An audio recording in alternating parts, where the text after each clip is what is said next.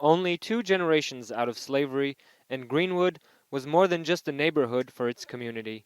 Described as Black Wall Street, it was thriving economically with businesses owned and operated by African Americans in an era of strict racial segregation. But on May 31st, 1921, it became the scene of what experts call the single most horrific incident of racial violence in American history. I will never forget the violence of the white mob when we left our home. I still see black men being shot, black bodies lying in the street. I still smell smoke and see fire.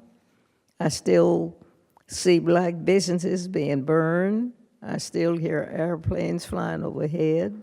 Triggered by the alleged assault of a white female elevator operator by a young black man, an armed white mob, backed by private airplanes and law enforcement, descended on the thriving black community, gunning down men, women, and children.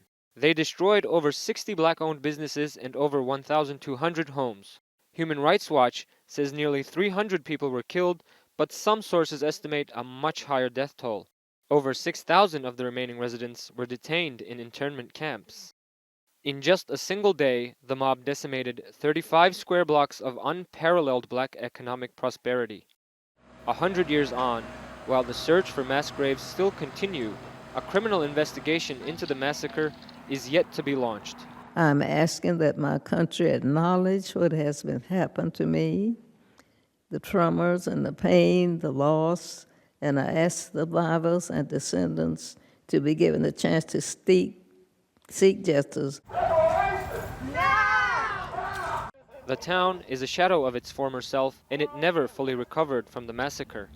Today, there are fewer black-owned businesses than in 1921, a stark reminder that more needs to be done to heal the wounds of the past. Furkan Yağmur, TRT World.